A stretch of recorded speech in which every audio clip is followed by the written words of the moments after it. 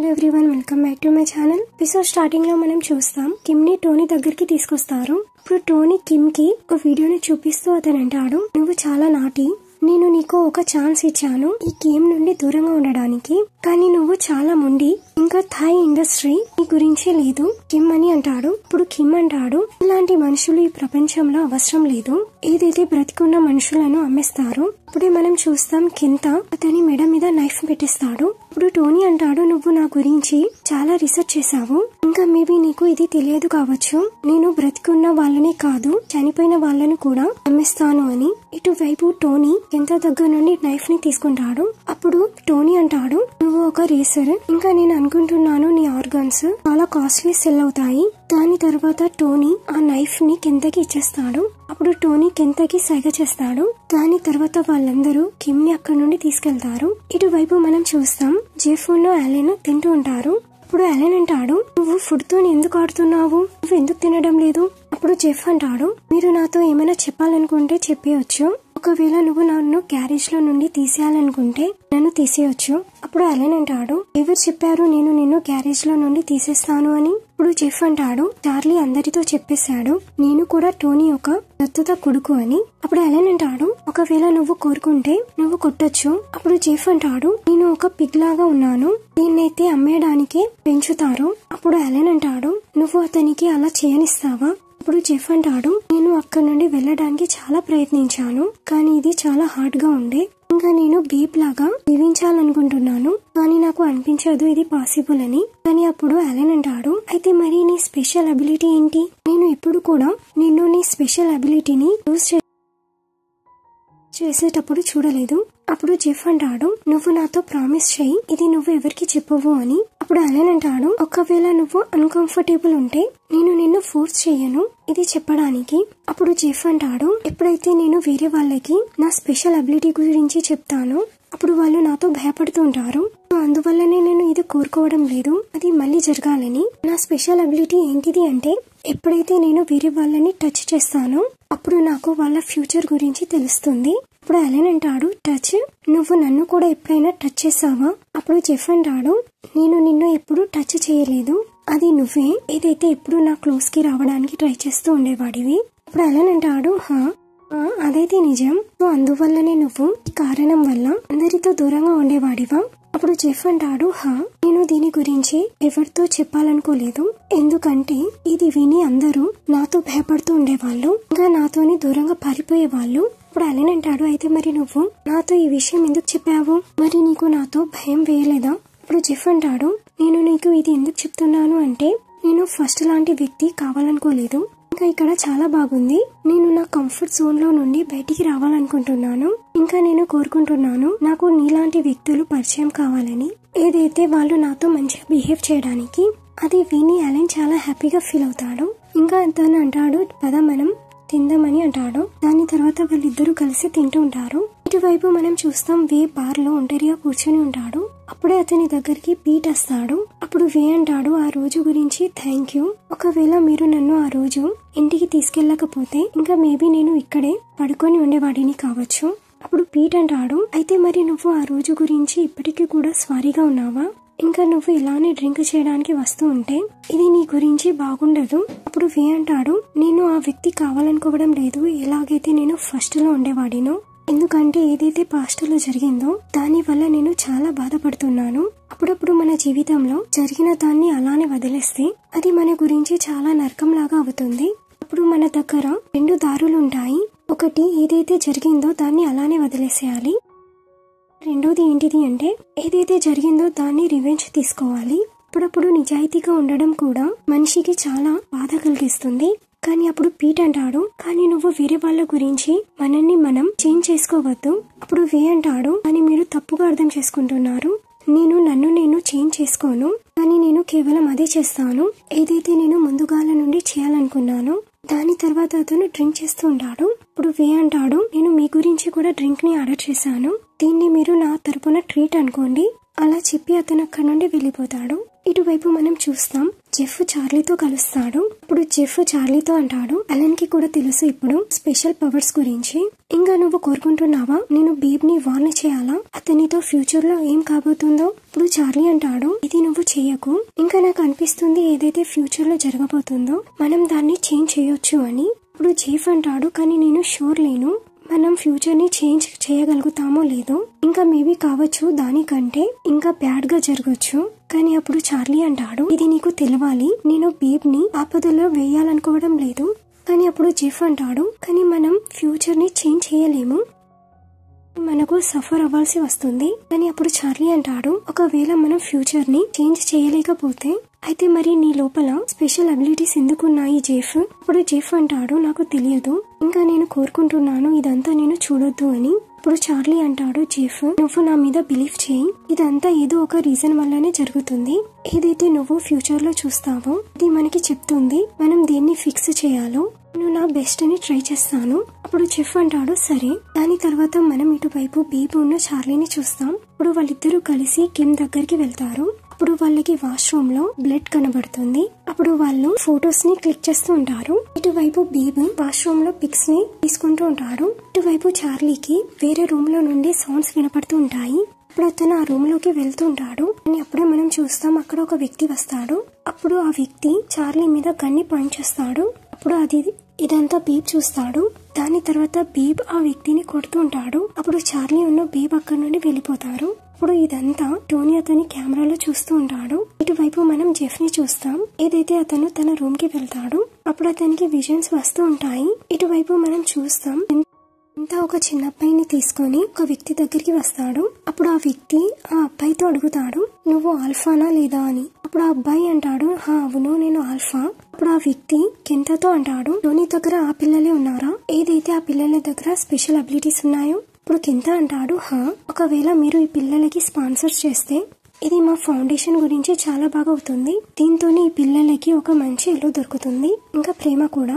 ఇంకా ఇటువైపు పీట్ ఇదంతా అతని మొబైల్లో రికార్డ్ చేస్తూ ఉంటాడు. ఇటువైపు పీట్ ఆ వీడియోని చూస్తూ ఉంటాడు. అప్పుడే అక్కడికి కెంత వస్తాడు. ఇప్పుడు అతని మెడ మీద నైఫ్ ని పెట్టేస్తాడు. ఇప్పుడు కెంత అంటాడు, ఒకవేళ నువ్వు ఏమైనా చేయడానికి ట్రై చేస్తే ఇక్కడితోనే ఆగిపో. ఒకవేళ నువ్వు టోనీ బిజినెస్ మధ్యలో ఇంటర్ఫేర్ కావాలనుకుంటే నేను నెక్స్ట్ టైం నుండి నిన్ను వదలను. ఇప్పుడు పీట్ అంటాడు, ఎవరైతే ఆగాల్సి ఉందో అది నువ్వు. నీకు తెలుసా ఆ పిల్లలతోని ఎంత బ్యాడ్ గా జరుగుతుందో? నువ్వు దీనంతటిని ఆపగలవు కెన్ అని అంటాడు. కానీ ఇటువైపు కెంతకి చాలా కోపం వస్తుంది. అప్పుడు అతను పీట్ నెక్ మీద నైఫ్ ని పెట్టేస్తాడు. ఇప్పుడు వాళ్ళిద్దరూ చాలా క్లోజ్ కి వచ్చేస్తారు. దాని తర్వాత కెంత అక్కడి నుండి వెళ్ళిపోతాడు.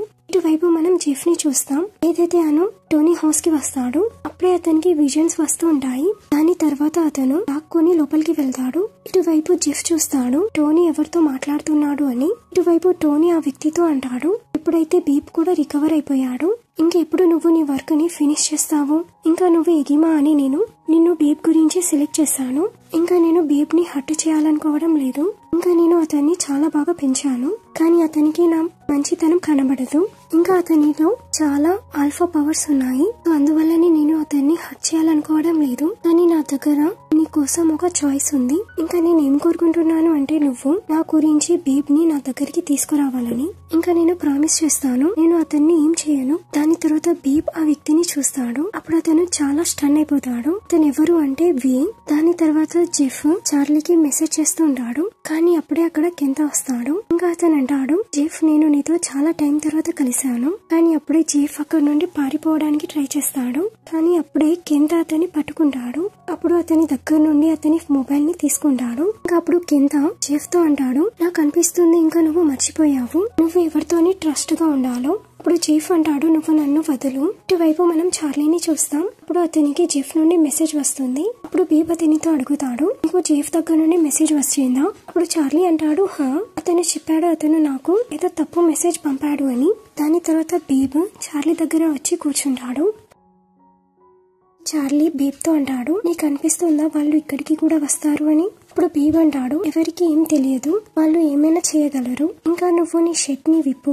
అది విని చార్లీ స్మైల్ చేస్తూ ఉంటాడు. అప్పుడు బీబ్ అంటాడు, నువ్వు ఏం ఆలోచిస్తున్నావు? ఇంకా నాకు అనిపించింది నువ్వు అట్టున్నావు అని, అందువల్లనే నేను నీకు చెప్తున్నాను. అప్పుడు చార్లీ అంటాడు, నాకు ఇక్కడ కూడా దెబ్బలు తగలలేదు, ఒకవేళ నువ్వు కోరుకుంటే నేను నీ గురించి గాయపడగలను. దాని తర్వాత బీబ్ అంటాడు, సరే నేను నిన్ను హర్ట్ చేస్తాను, ఇంకా నువ్వు ష్యూరా నీకు ఇక్కడ దెబ్బలు తగలలేదు అని. దాని తర్వాత బీబ్ చార్లీ షర్ట్ ని తీసేస్తాడు.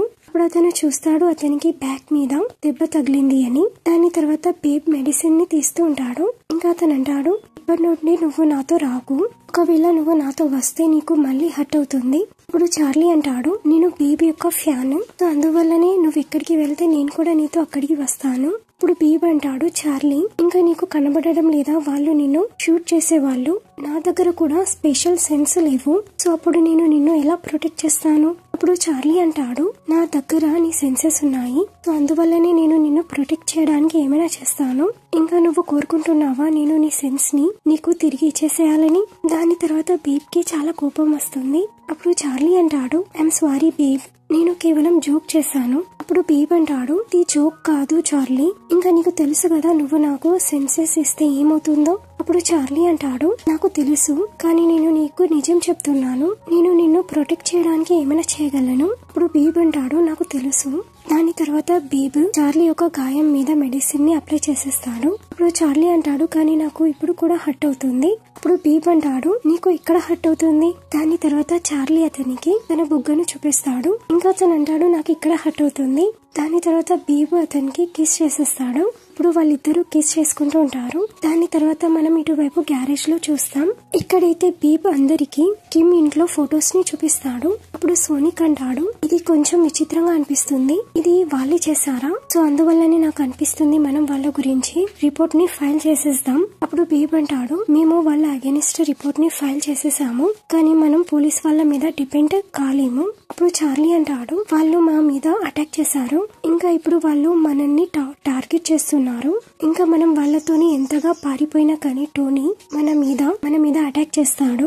ఇంకా మన దగ్గర ఒకటే పద్ధతి ఉంది, మనం వాళ్ళతో ఫైట్ చేయాలి. అప్పుడు అలెన్ అంటాడు, అయితే మరి మన దగ్గర వేరే ఆప్షన్ ఏమీ లేదా, దీంతోనైతే మనం వాళ్ళతో ఫైట్ చేయకుండా ఉండడానికి.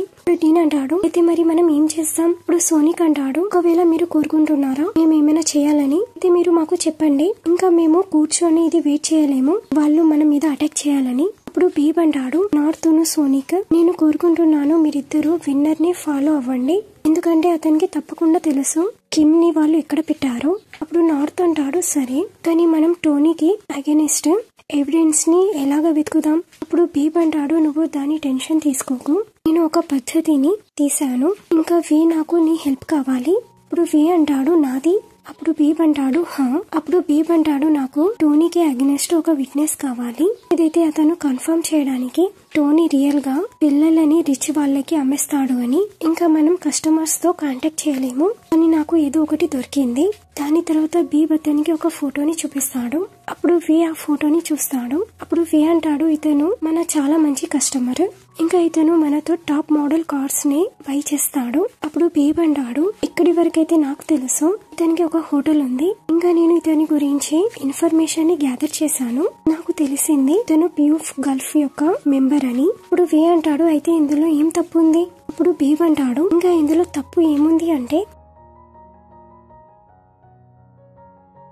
వాళ్ళ క్లబ్ లో టోనీ కూడా ఉన్నాడు, ఇంకా అందులో ఎంటర్ కావడానికి ఇంకా దాంట్లో మినియన్స్ లో ఇన్వెస్ట్ చేయాల్సి ఉంటుంది. ఇంకా అతను అంటాడు, నేను కోరుకుంటున్నాను ఇంకా నువ్వు ఒక పద్ధతిని తీయాలి, దీంతోనైతే మేము వాళ్ళతో కలవడానికి. ఇప్పుడు అంటాడు, సరే ఇది నేను చూసుకుంటాను. ఇటువైపు ఒంటరిగా ఉండి స్మోక్ చేస్తూ ఉంటాడు, కానీ అప్పుడే అక్కడ బేబ్ కూడా వస్తాడు. అప్పుడు అతను అంటాడు, ఆ రోజు గురించి సారీ, నేను ఆ రోజు నీతో కలవడానికి రాలేకపోయాను, కానీ నేను నీకు ఎక్స్ప్లెయిన్ చేస్తాను, నేను చార్లీతో మాట్లాడాను, ఇప్పుడు అతను నాకు టోనీ గురించి చెప్పాడు. ఇప్పుడు అంటాడు, నాకు తెలుసు, ఒకవేళ నువ్వు నాకు దీని గురించి ముందుగా చెప్పేస్తే అప్పుడు బాగుండేది, అప్పుడు నేను నీ గురించి వెయిట్ చేయకపోయేవాడిని. అప్పుడు బేబ్ అంటాడు, ఐఎమ్ రియల్లీ సారీ. అప్పుడు అంటాడు, నువ్వు ముందుగా నాతో ప్రామిస్ చేశావు, కానీ నువ్వు నాతో కలవడానికి రాలేదు, ఇంకా ఇప్పుడు కూడా నేను నీకు ఇంపార్టెంటా.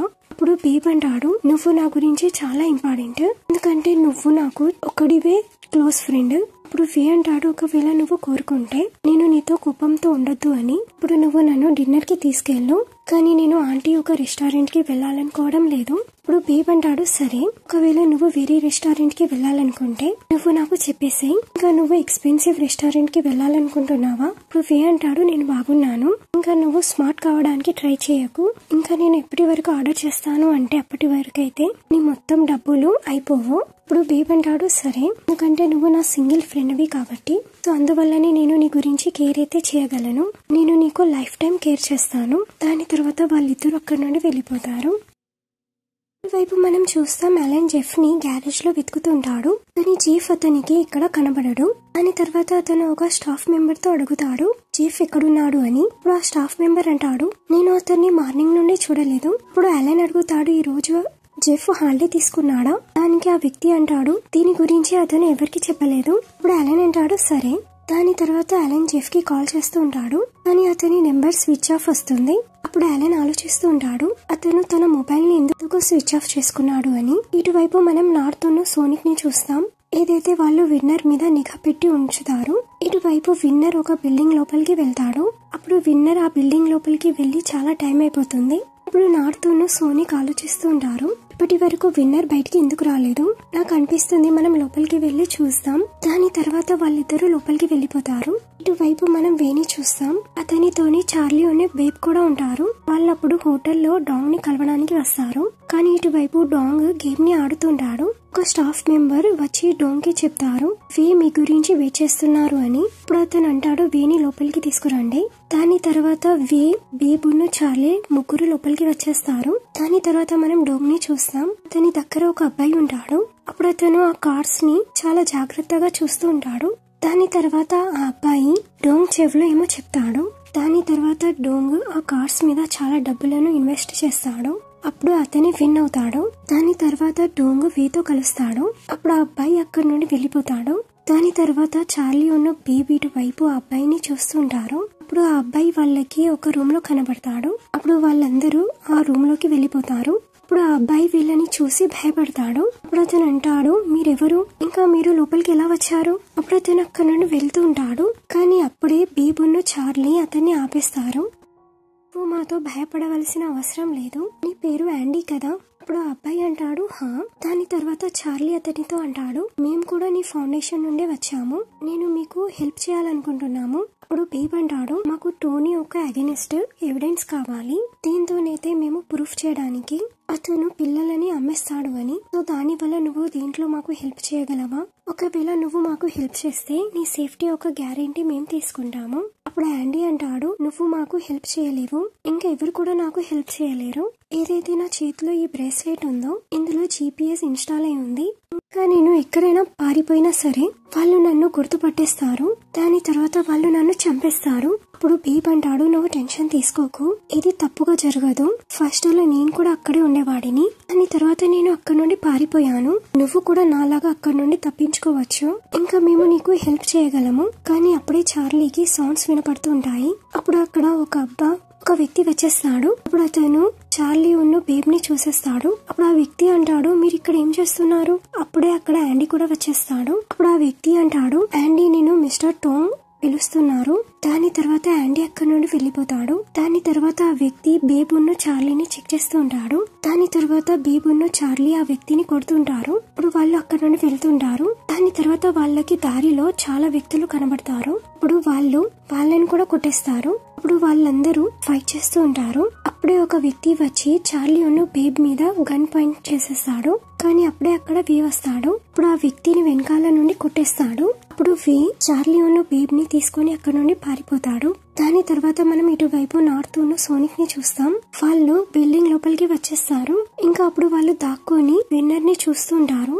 ఏదైతే అతను ఒక రూమ్ లో ఉంటాడు. ఇప్పుడు నార్త్ ఉన్న సోనిక్ విన్నర్ ని చూసి అంటారు ఇతను ఇక్కడ ఏం చేస్తున్నాడు? అప్పుడు సోనిక్ అంటాడు అక్కడ బాడీ గార్డ్స్ కూడా ఉన్నారు, నాకు అనిపిస్తుంది ఇది నార్మల్ కాదు అని. దాని తర్వాత మనం విన్నర్ ని చూస్తాం. ఏదైతే అతను బాడీ గార్డ్స్ తోని కీ అడుగుతాడు. అప్పుడు ఆ బాడీ గార్డ్స్ విన్నర్ కి కీ ఇచ్చేస్తాడు. దాని తర్వాత విన్నర్ వాళ్ళతో అంటాడు మీరు ఈ పిల్లలని చూసుకోండి, నేను ఇప్పుడే నా ఫ్రెండ్ తో కలిసి వస్తాను. ఇప్పుడు బాడీ గార్డ్ అంటాడు కానీ. ఇప్పుడు విన్నర్ అంటాడు కానీ ఏంటి, నీకు నాతో ఏమైనా ప్రాబ్లం ఉందా? దాని తర్వాత ఆ బాడీ గార్డ్ ఏం చెప్పాడు. అప్పుడు విన్నర్ అక్కడి నుండి వెళ్ళిపోతాడు. దాని తర్వాత మనం ఇటువైపు బేబ్ ఉన్న చార్లీని చూస్తాం. ఇటువైపు చార్లీ నూడిల్స్ తింటుంటాడు. అప్పుడు అతను బేబ్ తో అంటాడు నువ్వు కూడా నూడిల్స్ తినేసాయి, దీంతోనైతే నీకు ఎనర్జీ రావడానికి. అప్పుడు బేబ్ అంటాడు నువ్వు ఇంత పెయిన్ లో కూడా ఎలాగా చేర్ఫుల్ గా ఉండగలుగుతున్నావు? అప్పుడు చార్లీ అంటాడు, మనం ఒకవేళ టేస్టీ తింటే మన పెయిన్ కూడా మాయమైపోతుంది. ఇంకా నువ్వు కూడా వెంటనే ఈ నూడిల్స్ ని తినేసేయి. దాని తర్వాత బేబ్ కూడా నూడిల్స్ ని తింటూ ఉంటాడు. కానీ అప్పుడు అతను చార్లీతో అంటాడు, ఐఎమ్ సారీ, ఇంకా నా వల్ల నీకు హర్ట్ అవుతుంది. ఇప్పుడు చార్లీ అంటాడు, నువ్వు నాతో క్షమాపణ అడగవలసిన అవసరం లేదు. ఇదంతా నేను కేవలం నీ గురించి చేస్తున్నాను. ఇప్పుడు బేబ్ అంటాడు, దీని అర్థం ఇది కాదు, నువ్వు నా వల్ల నీ లైఫ్ ని ఆపదలు పెట్టాలని, కానీ ఇది వర్త్ ఇట్ కాదు. అప్పుడు చార్లీ అంటాడు, ఇది వర్త్ ఇట్. ఒకవేళ నేను నీతో ఉంటే నా గురించి ఇదే కేవలం సరిపోతుంది. ఇప్పుడు బేబ్ అంటాడు, చార్లీ నువ్వెందుకు అర్థం చేసుకోలేకపోతున్నావు? నేను ఏం చెప్పాలనుకుంటున్నాను? నేను కోరుకోను నువ్వు నా వల్ల హర్ట్ కావాలని. ఇప్పుడు చార్లీ అంటాడు, నాకు తెలుసు, కానీ నేను నిన్ను ఒంటరిగా హర్ట్ కానివ్వను. దాని తర్వాత బేబ్ స్మైల్ చేస్తుంటాడు. అప్పుడు అతను అంటాడు, సరే, ఒకవేళ నువ్వు మళ్ళీ హర్ట్ అయితే నువ్వు నాతో కంప్లైంట్ చెయ్యకు. ఇటువైపు మన విన్నర్ ని చూస్తాం. ఏదైతే అతను ఒక రూమ్ లో వస్తాడో ఇటువైపు నార్త్ ఉన్న సోనిక అతన్ని ఫాలో అవుతూ ఉంటారు. ఇటువైపు విన్నర్ ఒక రూమ్ లాక్ ని ఓపెన్ చేస్తాడు. దాని తర్వాత అతను లోపలికి వెళ్ళిపోతాడు. దాని తర్వాత మనం రూమ్ లో చూస్తాం. ఇక్కడైతే కిమ్ పడుకొని ఉంటాడు. ఇప్పుడు విన్నర్ కిమ్ తో అంటాడు, నేను నీకు ఫస్ట్ నుండి చెప్పాను మిస్టర్ టోనీ యొక్క బిజినెస్ లో తల దూర్చొద్దు అని, కానీ నువ్వు నా మాట వినలేదు. ఇంకా నువ్వు రేస్ గురించి టెన్షన్ తీసుకోకు. నువ్వు లేకున్నా కానీ రెడ్ రేసింగ్ టీం విన్ అవుతుంది. ఈసారి నేను ఛాంపియన్ అవుతాను. గుడ్ లక్ అని చెప్పి అతను అక్కడ నుండి వెళ్ళిపోతాడు. విన్నర్ వెళ్ళిపోయిన తర్వాత నార్త్ ఉన్న సోనిక్ ఆ రూమ్ లోకి వచ్చేస్తారు. అప్పుడు వాళ్ళు కిమ్ ని తీసుకొని బయటికి వెళ్తుంటారు. కానీ అప్పుడే విన్నర్ వాళ్ళని చూసేస్తాడు. కానీ అప్పుడే అక్కడ బాడీ గార్డ్స్ వచ్చేస్తారు. అప్పుడు వాళ్ళు నార్త్ ఉన్న సోనిక్ ని కొడుతుంటారు. దాని తర్వాత నార్త్ బాడీ గార్డ్ ని పట్టుకుంటాడు. అప్పుడు అతను సోనిక్ తో అంటాడు, నువ్వు ఇక్కడ నుండి పారిపో. కానీ అప్పుడు సోనిక్ అక్కడ నుండి వెళ్ళడు. దాని తర్వాత బాడీ గార్డ్స్ వాళ్ళందరినీ కొడుతుంటాడు.